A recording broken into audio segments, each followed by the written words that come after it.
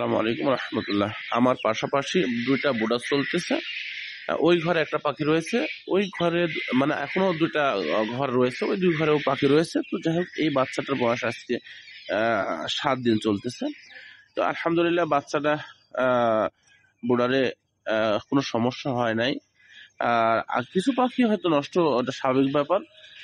আর এখনো আপনার বাচ্চাগুলার নিয়ন্ত্রণের মধ্যে রয়েছে।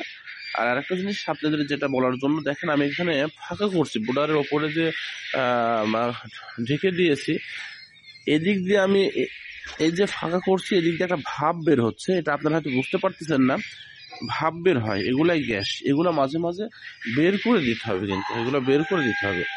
এটা মাথায় রাখবেন, মনে রাখবেন। মাঝে মাঝে কিন্তু আমি আগের ভিডিওতে বলেছি বের করে দিবেন কিন্তু। তো যাই হোক, আলহামদুলিল্লাহ বাচ্চাগুলো আমার খুবই সুন্দর রয়েছে, ভালো আছে।